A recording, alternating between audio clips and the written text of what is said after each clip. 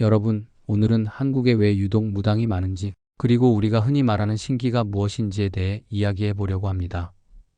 혹시 주변에 무당을 만나본 적이 있으신가요? 아니면 점을 보러 간 경험이 있으신가요? 생각보다 많은 분들이 고개를 끄덕이실 겁니다. 놀라운 사실을 하나 말씀드리겠습니다. 전 세계에서 무당이 가장 많은 나라가 바로 대한민국입니다. 심지어 외국 학자들은 한국에서 무속을 모르면 한국 전통 문화를 이해할 수 없다고 말할 정도입니다. 최근 통계를 보면 지난 20여 년 동안 무속인 수가 오히려 급증했다는 보고도 있습니다.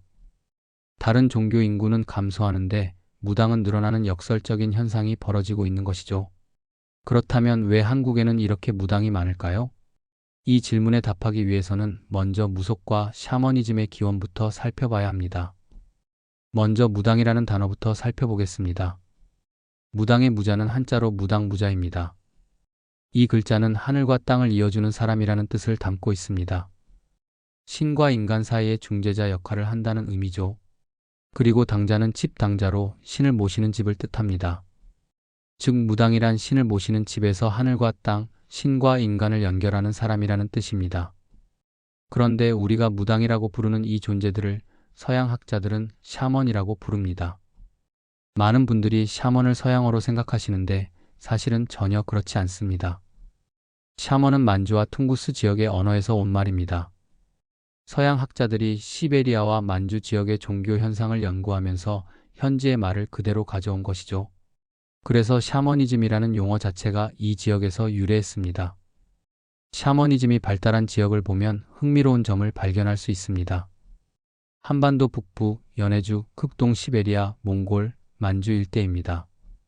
이 지역들의 공통점이 무엇일까요? 바로 습과 강이 발달했다는 점입니다.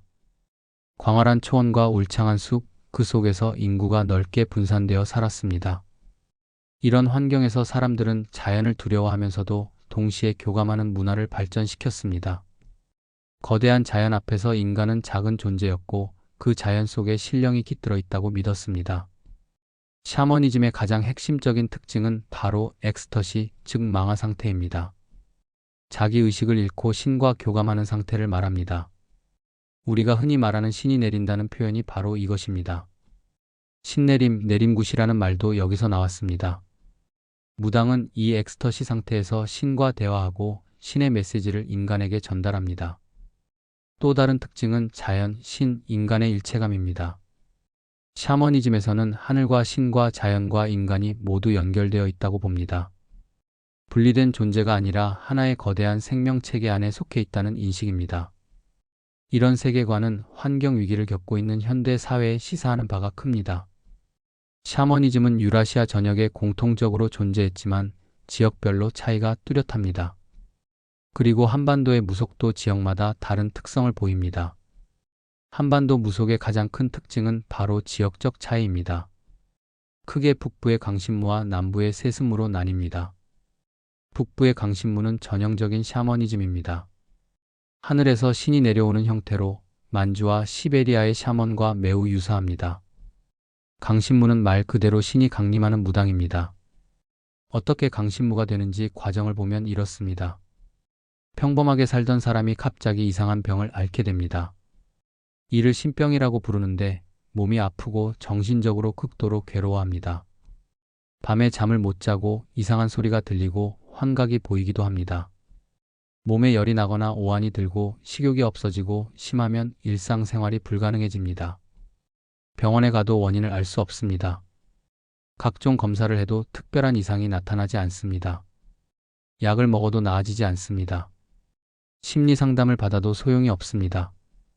이런 상태가 몇 달, 심지어 몇 년씩 지속되기도 합니다. 주변 사람들이 무당을 찾아가 보라고 권합니다. 처음에는 거부하지만 결국 찾아가게 됩니다. 무당이 보더니 신이 내리려고 한다고 말합니다. 신을 받아들여야 낫는다고 합니다. 그러다가 결국 내림굿을 받게 됩니다. 신을 받아들이는 의식이죠. 내림굿은 매우 강렬한 의식입니다. 몇 시간, 때로는 며칠에 걸쳐 진행됩니다. 춤과 노래와 기도가 계속됩니다. 그 과정에서 신병을 앓던 사람이 드디어 신을 받아들이게 됩니다. 그 순간 몸이 떨리고 울음이 터지고 춤을 추기 시작합니다. 이것이 신이 내린 상태입니다. 이 과정을 거치면서 일반인에서 무당으로 완전히 변화합니다. 신병이 사라지고 건강을 되찾습니다. 대신 평생 신을 모시고 살아가야 합니다. 이것이 강신무가 되는 과정입니다. 강신무는 주로 서울, 경기, 황해도 등 중부와 북부 지방에서 많이 볼 수 있습니다. 이들을 만신이라고 부르기도 합니다. 강신무는 구슬할 때 직접 신이 들려서 공수를 내립니다. 화려한 무복을 여러 벌 갈아입으며 신칼과 방울을 들고 격렬하게 춤을 춥니다. 때로는 작두를 타기도 하고 불 위를 걷기도 합니다. 반면 남부의 세습무는 완전히 다릅니다. 이들은 신내림을 받지 않습니다. 신병도 겪지 않습니다. 대신 무당 집안에서 태어나 어릴 때부터 자연스럽게 국과 의례를 배웁니다. 마치 가업을 잇듯이 무당의 일을 물려받는 것이죠. 세습무 집안에서는 무당의 피가 흐른다고 믿습니다. 부모 중 한 명만 무당이어도 자녀는 모두 무당의 신분이 됩니다. 이것은 생득적으로 얻어지며 평생 지워지지 않는다고 여겨집니다. 세습무는 결혼 후 시댁 식구들로부터 무의를 전수받습니다. 남자는 주로 악기를 연주하는 악사가 되고 여자는 굿을 주관하는 무당이 됩니다. 어릴 때부터 부모를 따라 굿판에 가서 보고 배우면서 자연스럽게 익힙니다. 전라도의 단골, 경상도의 활행이나 무당, 제주도의 신방이 여기에 속합니다. 제주도의 신방은 좀 특별한데 세습무이면서도 영역을 중요시한다는 점에서 강신무와 세습무의 중간 형태로 볼 수 있습니다. 세습무는 강신무와 달리 화려한 무복이 적습니다. 대신 의식 절차가 매우 체계적이고 정교합니다. 오랜 세월 동안 지역사회에서 축적된 경험과 지식을 바탕으로 점을 치고 치료를 하고 상담을 합니다. 마을의 제사를 주관하는 사제 역할도 겸합니다. 세습무는 한 집안이 특정 지역의 단골판을 가지고 있어서 그 지역에서 대대로 무속 의례를 책임집니다. 신의 종류도 지역마다 다릅니다. 북방 시베리아 쪽은 자연신이나 동물신이 많습니다. 곰, 호랑이, 독수리 같은 동물이 신으로 숭배됩니다. 반면 한반도에서는 조상신이나 역사 속 영웅을 모시는 경우가 많습니다.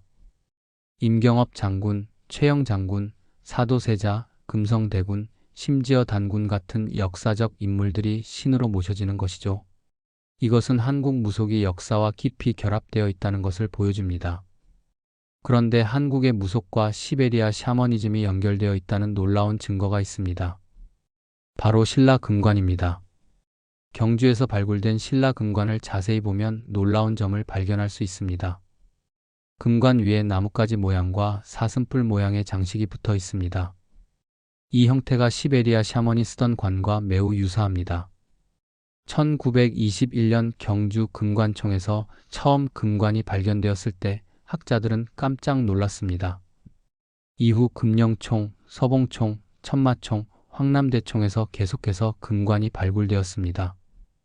그런데 이 금관들의 형태가 모두 비슷했습니다. 머리를 감싸는 관태 위로산 모양이나 사슴뿔 모양의 가지가 솟아있고 표면에는 고분옥과 달개 장식이 주렁주렁 달려 있었습니다. 시베리아 샤먼들은 사슴뿔이나 나뭇가지 모양의 관을 썼습니다. 사슴뿔은 남성성과 파워의 상징이며 하늘의 정령을 받아들이는 안테나 역할을 한다고 믿었습니다. 나뭇가지, 특히 자작나무는 하늘로 통하는 통로이자 생명수를 상징했습니다. 지금도 시베리아 사람들은 흰 자작나무를 영험한 힘을 가진 신비로운 나무라고 믿습니다. 고대 유라시아인들은 이 나무를 오를 수 있는 사람은 오직 샤먼뿐이라고 믿었습니다.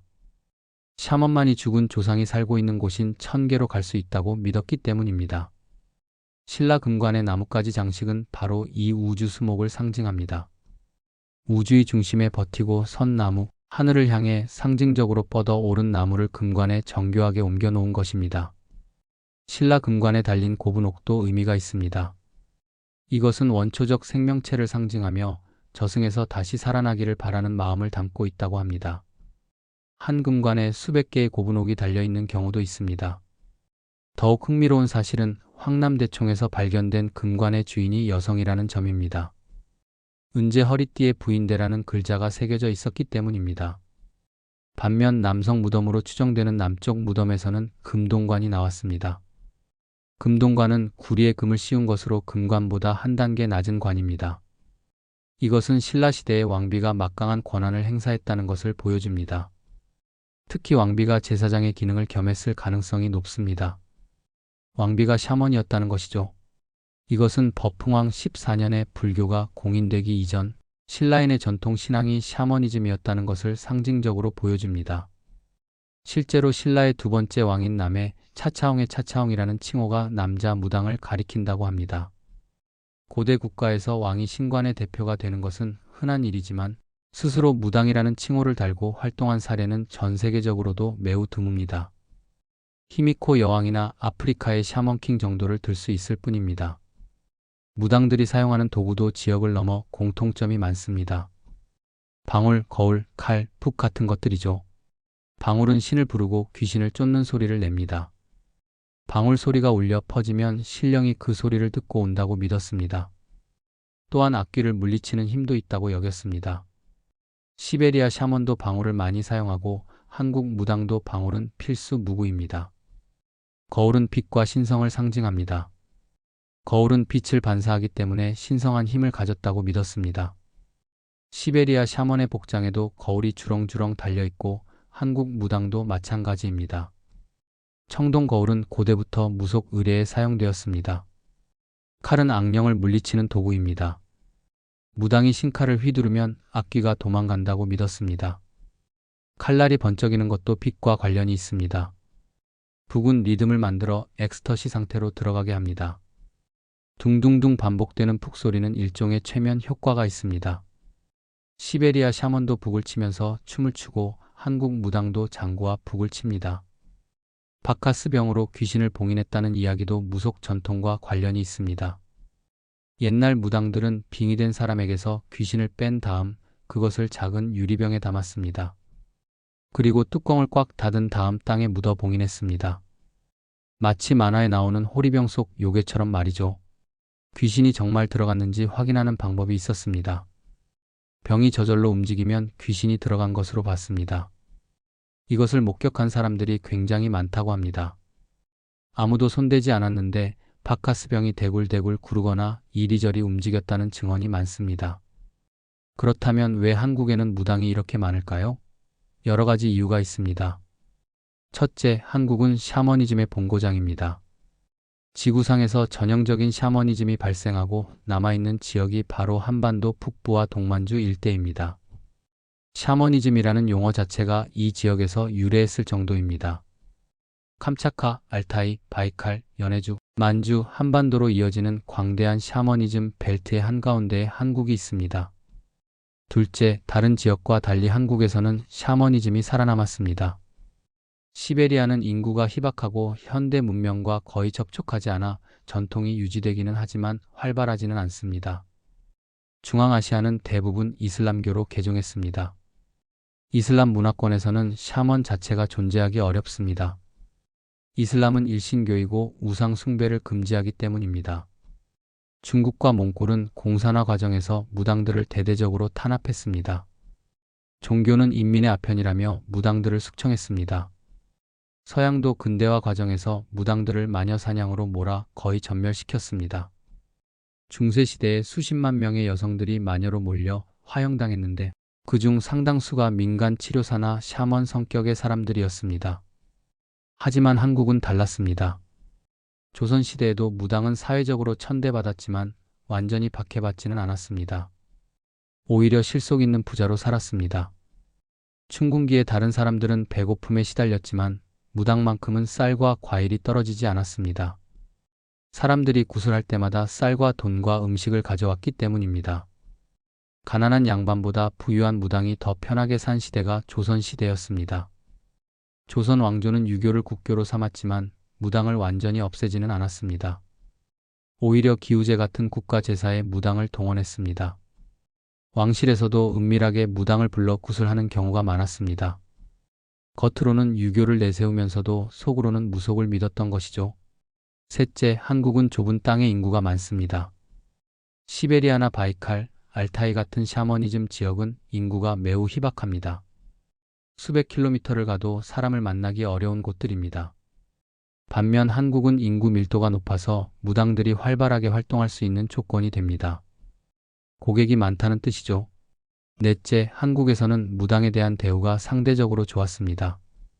서양에서는 마녀 사냥으로 교수형을 당했고 공산권에서는 혁명의 적으로 몰려 숙청당했습니다.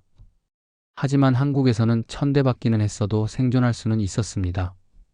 이것이 한국의 무당이 많은 결정적인 이유입니다. 다섯째, 현대 한국인의 심리적 특성이 있습니다. 한국은 이미 도시화가 많이 진행됐습니다. 고층 빌딩이 즐비하고 스마트폰과 인터넷이 일상화되었습니다. 하지만 이런 현대 문명과 전통 문화가 부딪히면서 생기는 갈등, 모순, 심적 고통이 굉장히 많습니다. 경쟁 사회에서 오는 극심한 스트레스, 인간관계의 단절, 외로움, 불안, 미래에 대한 두려움. 현대 한국인들은 이런 문제들로 심리적 고통을 받고 있습니다. 시베리아나 바이칼의 샤머니즘 지역은 현대 문명과 거의 접촉하지 않아서 이런 심적 갈등이 적습니다. 하지만 한국은 다릅니다. 첨단 기술과 전통이 공존하는 사회입니다. 낮에는 컴퓨터로 일하고 저녁에는 무당에게 점을 보러 갑니다. 대학을 나온 사람도 중요한 결정을 앞두고 무당을 찾습니다.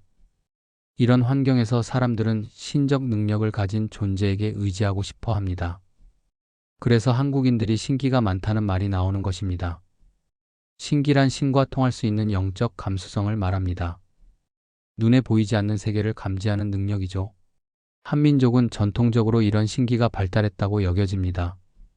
타고난 신적 능력에 현재 계속되는 개인적 문제가 결합되면서 한국에서 샤머니즘이 많이 발생하고 무당이 늘어나는 것입니다. 최근 통계를 보면 지난 20여 년 동안 무속인 수가 급증했다고 합니다. 다른 종교는 신도가 줄어드는데 무당만 늘어나는 역설적 상황입니다. 고대 한국에서 무당의 지위는 매우 높았습니다. 고구려의 국중대회 같은 국가적 의식에서 무당들이 핵심 역할을 했습니다. 부여의 영고, 고구려의 동맹, 예의 무천, 마한의 천재 같은 제천 의례가 바로 무속 의례였습니다. 무당은 음악, 춤, 치료, 예언, 전뿐 아니라 때로는 정치 권력에도 관여했습니다. 심지어 왕이 될 수도 있었습니다. 사만시대의 천구는 제사를 주관하는 최고 종교 지도자였고 정치적 권력도 가졌습니다. 고려시대에도 무당의 영향력은 컸습니다. 나라에서 공공연히 국무당을 세우고 무당들로 하여금 별기은제라는 국가 제사를 드리게 했습니다. 왕실의 축복을 비는 의식이었죠. 기우제를 지낼 때도 무당이 주관했습니다. 왕이 출행할 때 무당을 대동할 정도였습니다. 고려시대 기록을 보면 무당의 기능이 다양했다는 것을 알 수 있습니다. 첫째, 사제적 기능입니다. 명산 대천에서 제사를 지내고 가뭄이 들면 비를 빌었습니다. 둘째, 의료적 기능입니다. 병을 치료하고 약초를 처방했습니다. 셋째, 예언적 기능입니다. 미래를 점치고 국가의 화복을 예측했습니다. 넷째, 저주의 기능입니다.